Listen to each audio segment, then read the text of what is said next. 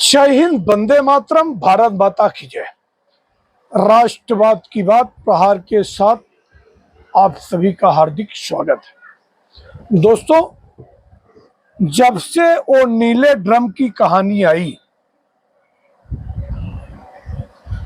कि मुस्कान और साहिल दोनों ने मिलकर उसके पति सौरभ को खून कर दिया और खून करके एक नीला ड्रम लाया, उसमें भर दिया।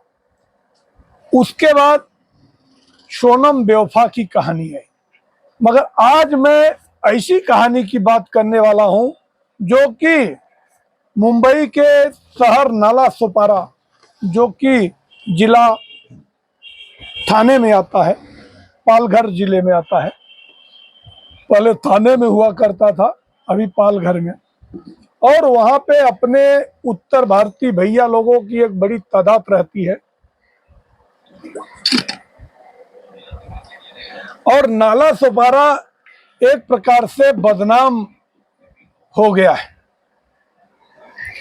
ये नाला सोपारा के लिए एक प्रकार से आम बात है, जिसकी चर्चा आज मैं करने वाला।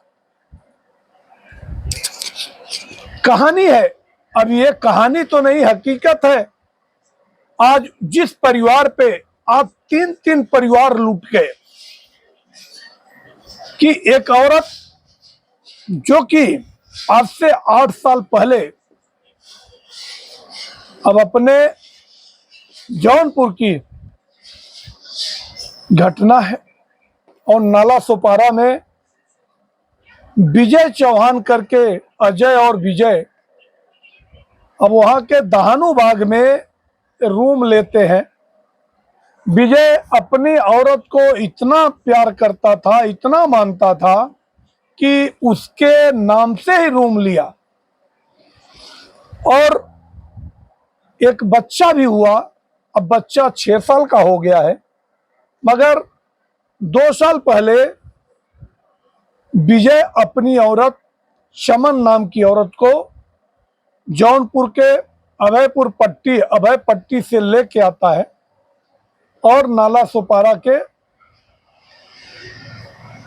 दहानू बाग में रहता है। और इसी बीच उस औरत का एक बिहार के विश्वकर्मा नाम के लड़के से अफेयर हो जाता है। तो दिल का किसी पे आ जाना ये तो बड़ी बात नहीं है, दिल का किसी के ऊपर किसी का आ जावे। मगर दिल का कसूर तो नहीं है जाली, कसूर तो है कि अगर साथ में नहीं रहना था अमन मैडम को, चमन मैडम को, तो फिर विजय को मौत के घाट क्यों उतरवा दी। और विजय को मौत के घाट उतारकर जो रूम खरीदा था विजय ने, उसी घर के अंदर कब्र खुदवा के उसी के अंदर साड़ी लपेटकर ऊपर से एक शर्ट लपेट के उसमें दफनवा देती है। और उसके बाद, उसके पहले उस सारे डॉक्यूमेंट उसके पास ही थे, आधार कार्ड, पैन कार्ड, हर कुछ अपने नाम पे करवाती है और जाके अकाउंट से 25,000 रुपए निकाल के राशन खरीद के ला के रख देती है। और फिर अपने प्रेमी के साथ रफू चक्कर हो जाती है। अब कहानी ये 2 जुलाई की है, और 20 दिन बीत जाने के बाद जब उनके भाई अजय ने इंक्वायरी करना शुरू किया कि मेरा भाई विजय कहाँ गया, तो घर पे आया तो घर पे तो कोई है ही नहीं। और औरत से उससे जब बात हुई तो वो बोली कि तुमको भी मरवा दूंगी। बाद में जब शक सुबह होता है, मैटर पुलिस स्टेशन तुरंत पुलिस को फोन करके बुलाते हैं। और जब घर पे 2 अलग अलग टाइल्स दिखती है कि अलग घर में अलग टाइल्स लगी है, जहां खुदाई हुआ और टाइल्स सेम कलर का तो मिलेगा नहीं। यही चर्चा अभी 2 दिन पहले हो रही थी।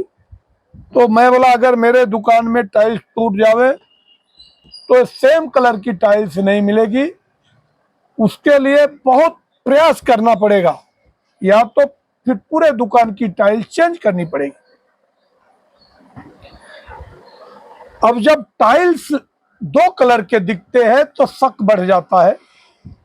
तो विजय अजय अपने माँ को गांव में फोन करता है और माँ कहती है कि पहले पुलिस को बुलाओ और फिर खुदाई करवाओ। बाद में वो भाई लोग ही खोदते हैं और खोदने के बाद जो सीन देखते हैं, आंखें फटी रह जाती है। विजय की लाश अंदर अंदर सड़ जाती है।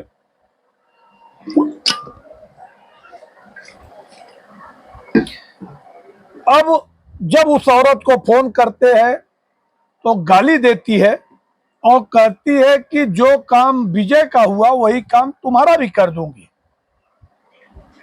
और अभी तक पुलिस के गिरफ्त में नहीं आई। अब मामला इतना संगीन। इवेन मेरा ये वीडियो बनाने का एक ही मकसद है कि अगर औरत को विजय के साथ रहने में आपत्ति थी, व्हाटएवर कुछ भी हो, क्योंकि अब विजय तो दुनिया में है नहीं, अब विजय अपनी सफाई देने आएगा नहीं। मामला तो सर साल होता है जब दोनों पक्ष सामने सामने बैठते हैं।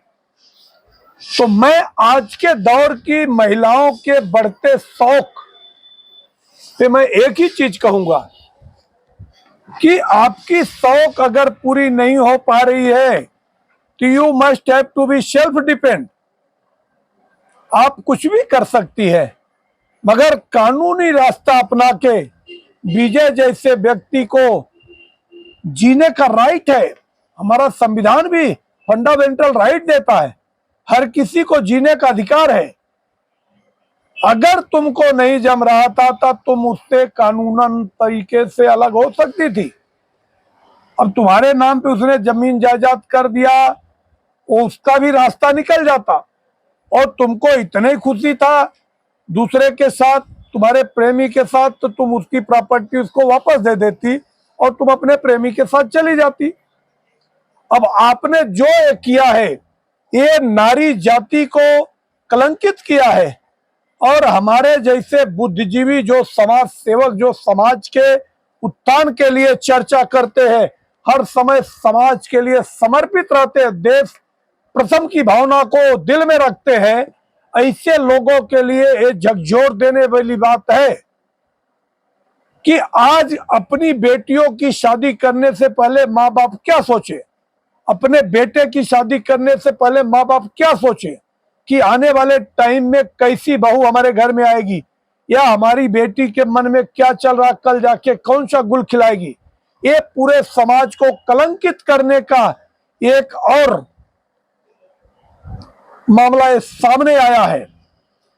और इसका यही है कि आज तेरे 6 साल के बच्चे का क्या कसूर है जो अब लावारिस हो गया। अगर तू जेल जाती है, कुछ भी जाती है, मगर उस बच्चे को दुनिया भर के ताने मेहने और उसका करियर का क्या होगा। आज हर माँ बाप अपने बेटे को कुछ न कुछ बनाने की सपने देखता है। जो काम आदमी खुद नहीं पूरा कर पाता है, उसका ये सपना रहता है कि मेरा बेटा मेरा सपना पूरा करेगा। और मगर एक कृत्य होने के बाद अब उस बच्चे का क्या होगा। और दूसरा जो विश्वकर्मा है, उसके माँ बाप का क्या कसूर था। अगर ये जीवन भर जेल में रहेगा, उसके माँ बाप पे क्या बीतेगी। हर माँ बाप यही सोच के बच्चा पैदा करता है कि ये बुढ़ापे में हमारा लाठी का सहारा बनेगा। तो ये 2 घर उजड़ गए। तीसरा जो चमन है, अब चमन के माँ बाप पे क्या गुजरेगी। आज उनके माँ बाप को कितने ताने मेहने सुनने पड़ेंगे समाज में सर नीचा करके कि तुम्हारी बेटी, कौन सा परवरिश तुमने दिया। अब इसमें परवरिश की बात आएगी। अब परवरिश शादी के 7 साल के बाद ऐसा होता है, तो इसमें परवरिश का क्या कसूर है। अगर ये तो जवानी, चढ़ती जवानी 16 साल 15 साल में कोई ऐसा कृत्य करती, ते होता था कि यहाँ ये भटक गई थी। मगर ये उम्र में अगर इसने ऐसा किया है तो इसने एक नहीं 3 परिवार को कलंकित किया है। और इसको कितनी बड़ी भी सजा मिल जाए वो कम है, मगर मेरा एक ही, समाज से भी एक ही सवाल है कि ये 3 परिवारों का क्या कसूर है। इस पे आप अपना अपना कमेंट जरूर दें, और अगर आपको हमारे कंटेंट पसंद आए तो हमारे चैनल को सब्सक्राइब करें और इतना शेयर करें कि हर महिला जो ऐसे गलत कदम उठाती है उसके पहले वीडियो जरूर देखें। जय हिंद, वंदे मातरम, भारत माता की जय। धन्यवाद।